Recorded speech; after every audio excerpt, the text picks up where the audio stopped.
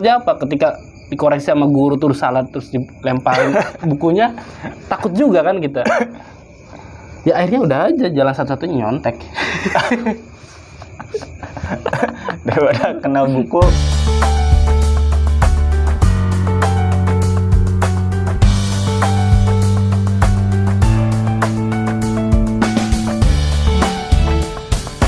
Tapi kualitas dulu dan sekarang tuh sangat beda jauh, Bang Uci. Yang mana? Coba sekarang kita survei ke tiap-tiap sekolah. Contoh ya. Atau saya sendiri yang pernah terjun di di dunia pendidikan, biarpun nggak lama, cuma 2 semester lah. Itu saya menilai anak-anak waktu zaman saya sama anak-anak zaman sekarang nulis itu masih bagusan zaman saya. Bukan mengunggulkan gitu, tapi memang faktanya seperti itu. Dan bisa dilihat sampai tingkat mahasiswa pun banyak mahasiswa yang tulisan jelek. Tapi memang tulisan itu bukan tolak ukur seseorang itu pintar atau tidak, tetapi kan artinya jiwa seni gitu kan, seni. Yeah. Tulisan itu kan seni menulis itu kan perlu juga. Ketika tulisan kita bagus itu kan, itu tulisan kita itu mencerminkan kitanya juga loh, Pak Uci. Bisa mencerminkan. Ketika tulisan kita itu jelek ya mungkin kepribadian kita juga jelek. Oh, berarti ada hubungannya. Ada hubungannya. Berarti tulisan saya jelek. Tetapi kalau menurut secara ilmu psikologi. Oh, gitu. Nggak tahu ya, masalah untuk psikologi kan saya bukan bidangnya, tapi adalah salah satu teman kita ya yang menilai gitu kan, ketika tulisan nggak tahu rumusnya seperti apa bisa kebaca. Oh. Kita itu karakter seperti apa, seperti apa.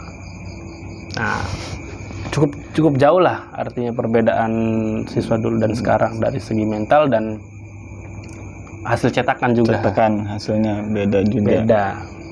Untuk zaman sekarang itu banyak batasan gitu. Banyak batas-batas yang tidak bisa guru tersebut sampai ke situ. Nggak bisa. Ada batasan. Ada dibatas. Tidak bisa sejauh yang waktu dulu dilakukan gitu kan. Guru mau istilahnya waktu zaman kita ya, Bang Uci. Ingat guru waktu saya SD itu namanya Pak Tukidi. Mungkin nggak tahu masih ada atau tidak. Ya. Pasti pensiun sih udah. Beliau itu ketika kita dikasih tugas matematika, ketika salah, matematika bidangnya, ketika kita salah, bukan si guru itu membenarkan atau ngasih tahu cara yang benar, tapi ketika ngasih soal terus siswa yang salah itu apa yang terjadi? Si buku dilempar, langsung salah. Lempar dari meja guru ke lantai itu langsung keluar. Tapi metode itu, cara marahin guru seperti itu, kira-kira outputnya bagus nggak? Dengan cara marah itu? Tergantung, Bang Uci. Tergantung. Maksudnya apa akan si murid itu akan lebih rajin atau memang malah justru akan lebih drop? Kalau secara psikis ya pasti drop. Ke muridnya pasti drop. Karena kan takut duluan. Kalau misalkan muridnya kurang ngerti terusan, wah keder nih, ada PR, bingung. Saya udah ngerjain, tetapi saya masih ragu nih antara benar atau tidaknya. Takutnya apa? Ketika dikoreksi sama guru terus salah terus dilemparin bukunya, takut juga kan kita. Ya akhirnya udah aja jalan satu-satunya nyontek. Daripada kena buku, daripada kena nyontek ya, di situ. Tapi yang hebatnya kan nggak istilahnya tuh nggak sampai ngadu-ngadu gitu. Walaupun kita kena buku, kena tamparan mungkin sama guru-guru waktu SD, kena kalau misalkan, tapi nggak kuat kita. Mental kita tuh nggak sampai ngadu ke orang tua. Nggak sampai galau ya. Tetap kita masih sekolah masih rajin masuk ya, dan tidak selek. Tidak selek sama guru. Justru tetap patuh kepada guru tersebut. Justru hal-hal yang seperti itu pada saat ini kadang-kadang kita mengingat masa lalu, flashback itu kadang-kadang kangen. Iya, kangen dan terus kadang tertawa sendiri. Tertawa sendiri. Kok saya bisa ya dulu sampai seperti itu. Bisa melakukan hal-hal yang aneh waktu kecil. Lucu ya. Oh ya, kalau misalkan dulu sekolah biasanya pulang-pulang itu biasanya pakai apa namanya? Kalau hujan pasti sepatunya dicopot ya. Iya, sepatu pasti dicopot. Pasti dicopot, dijingjing gitu kan. Dijingjing. Oh, pokoknya mah banyak lah kisah-kisah yang unik gitu menurut saya. Dan saya tidak menemukan pada zaman sekarang. Era sekarang. Yang udah eranya udah berbeda. Yang udah gadget, sudah dulu masih pakai surat-suratan. Desa. Dulu pakai surat-suratan, sekarang pakai WA-an. Ya, gitu. Dan satu lagi Bang Uci. Satu lagi masih ada, silakan. Untuk sekarang ini untuk teknologi sebenarnya ada apa namanya, ada pro dan kontra. Ada pro dan kontra. Pronya gimana? Pronya itu lebih mempermudah kita berkomunikasi, bisa mempermudah, memperlancar, dan yang jauh jadi dekat, waktu lebih efisien, nggak terlalu makan banyak waktu gitu kan ya.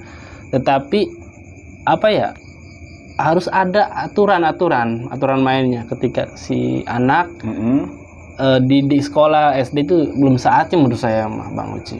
Memang ada yang sekolah SD bawa HP. Ya, artinya bukan masalah di sekolah bawa HP ya, tetapi orang tuanya sendiri zaman sekarang itu harus protek sebenarnya. Nah, rata-rata berarti kembali lagi ke orang tuanya. Itu yang mendidik anak harusnya di usia misalkan SD itu apakah sudah diperkenankan untuk megang HP atau menguasai HP, maksudnya, atau boleh dimegang HP tapi diatur ada batasannya gitu kan. Harusnya seperti itu supaya si anak itu tidak gila sama gadget.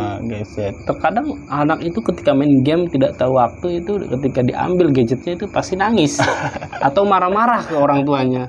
Karena apa?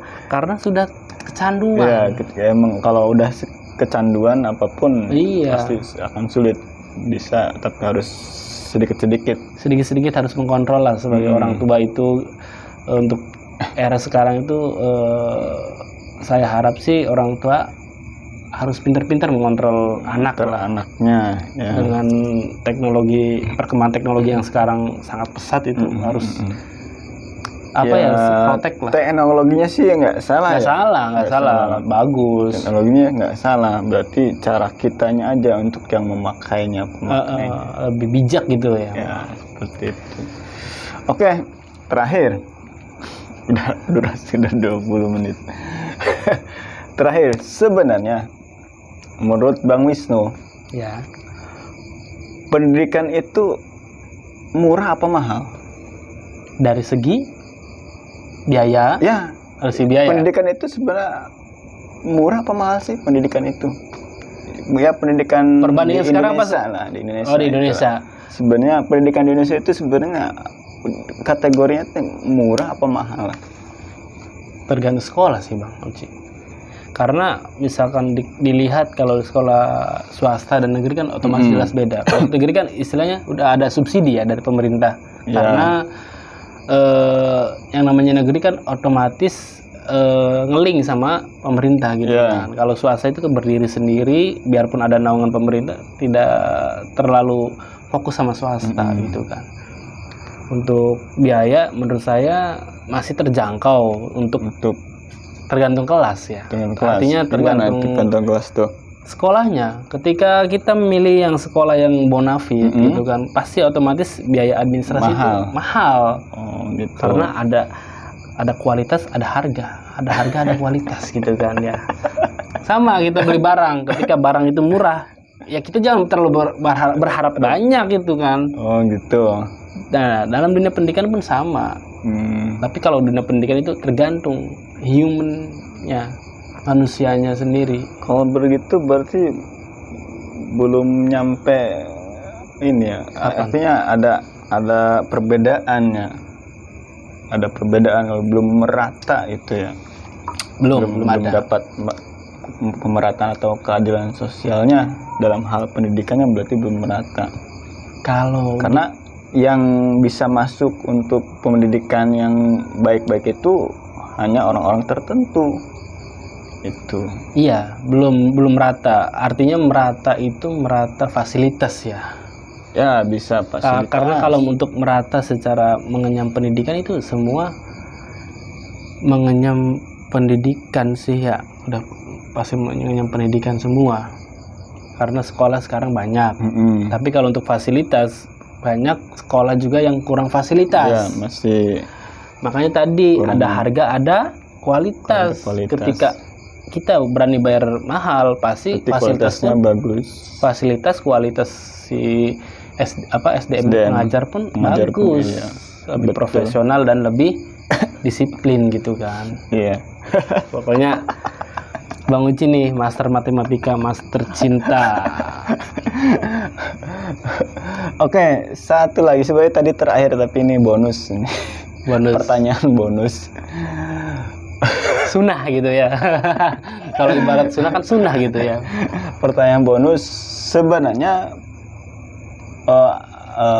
anak itu atau istilahnya gini, pendidikan itu sebenarnya penting nggak sih? Oh jelas penting. Tapi kan ada anak yang memang sukses tidak harus dia mengenyam pendidikan. Jadi itu maksudnya kenapa anak yang tidak sekolah bisa sukses, sedangkan anak yang sekolah ada juga yang tidak sukses gitu kan ya, pertanyaannya. Maksudnya ya sebenarnya penting nggak itu pendidikan? Penting banget. Penting banget. Saya. Kenapa penting banget? Karena kalau yang namanya pendidikan itu kan istilahnya yang tadinya tidak tahu menjadi tahu. Masalah sukses itu kita jangan kaitkan dengan masalah kesuksesan di masa yang akan datang, karena kesuksesan sendiri itu udah bawaan dari badan. Artinya udah takdir nasib gitu kan. Dan gimana caranya kita menggapai itu ketika ada mengubah nasib kita. Pokoknya kalau misalkan mau istilahnya mengenyam pendidikan, ya udah niatnya pure. Lillahi ta'ala gitu kan. Istilahnya kita belajar untuk memberantas kebodohan diri kita sendiri gitu kan.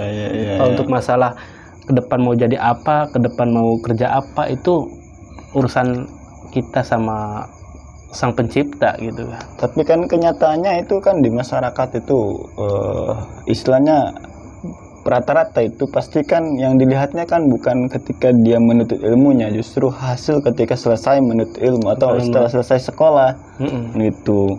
Kan banyak orang yang berpikiran ngapain sampai kuliah tapi kok nganggur. Tapi sedangkan yang nggak kuliah justru banyak, artinya udah bekerja lalu dapat bisa berusaha, bisa happy, bisa artinya bisa layak gitu ya. Atau diistilahkan sukses secara ekonomi seperti itu. Jadi misalkan kita sekolah terusan, memang ya pada masyarakat umum, terutama masyarakat bisa dikatakan bagi saya itu masyarakat yang pola pikir seperti itu masyarakat yang awam. Tolak ukur kesuksesan seorang itu pada pekerjaannya pasti. Kerjaannya enak atau tidak, atau bahasanya hina ya. Kalau di kampung-kampung kan itu namanya wah sekolah aja tinggi-tinggi, ujung-ujungnya sih pegang pacul gitu kan. Ada istilah seperti itu. Nah, jangan salah juga. Orang berpendidikan tuh jangan nggak mau maksudnya orang sekolah itu kan tidak mencari pekerjaan, tapi mencari ilmu. Jangan salahkan juga misalkan ketika suatu saat nanti itu tidak bekerja gitu kan, istilahnya kerjaannya tidak sesuai harapan ya jangan berkecil hati. Karena niat kita itu kan bukan nyari kerjaan. Nah, kalau misalkan mau sukses sih gampang kok, dari dulu aja dididik suruh dagang. Saya yakin kalau dari kecil disuruh dagang terusan jiwa mental dagangnya udah kuat, itu pasti jadi bos, sukses gitu kan. Tapi kita kan dididik sebagai pendidik, sebagai apa namanya, siswa, supaya memberantas kebodohan kita. Diri kita sendiri. Diri kita sendiri. Nah, itu pola pikir masyarakat awam menurut saya, Bang Uci. Kalau yang seperti itu ya. Ya, memang kadang masyarakat itu kan melihatnya itu segi materi gitu dari kan. segi materi pastinya kan itu. Justru nggak berpandangan, padahal kenapa nggak pertanyaannya yang kuliah atau yang sekolah itu jauh lebih banyak yang sukses juga. Gitu. Karena minoritas itu sangat sangat disorot. Orang gagal itu sangat disorot, tapi orang sukses itu ribut. Sama aja kita berbuat baik, 1000 kebaikan bakal gugur dengan satu kesalahan. Itu gitu. Perumpamaan analoginya seperti itu, Bang Uci. Sama dengan tolak ukur kesuksesan juga. Banyak kok yang kuliah jadi dosen, banyak yang kuliah jadi menteri, banyak kuliah yang jadi pejabat-pejabat atau pengusaha gitu kan. Tapi nggak dilihat, tetapi dilihatnya seorang mahasiswa lulusan fakultas sekarang ngajarnya cuma TK gitu kan. MI gajinya cuma sekian. Itu sangat miris menurut saya mah kalau dinilai seperti itu. Jadi itu pandangan yang salah menurut saya, Bang Uci. Itu pandangan salah ya. Pokoknya jangan sampai orang itu dinilai dari segi materi lah. Tetapi nilai orang kan tidak tahu ke depan mau jadi apa. Barangkali pas ketika lulus kuliah dia belum bekerja, pas kemudian selang berapa bulan dia mendapatkan pekerjaan yang lebih bagus, ada kesempatan, ada peluang, dia masuk, dia sukses juga, akhirnya bisa dibeli juga mulutnya tetangga itu. Itu kalau mulut tetangga itu sangat pedas gitu ya, lebih pedas dari apa namanya itu kaladama, kupat tahu gitu ya, dari cabai. Bercabai. Oke. Itu saja. Terima kasih Bang Wisnu. Oke, sama-sama Master Uci. Udah malam karena durasinya sudah cukup. Semoga konten kali ini bersama Master Uci bisa membuka atau istilahnya bisa diambil hikmahnya, ada hikmahnya untuk khususnya untuk kita semua, untuk pribadi saya dan pribadi Bang Uci dan umumnya pada penonton semua gitu ya. Ya, ambil yang positifnya, buang yang negatifnya. Ya, sekian.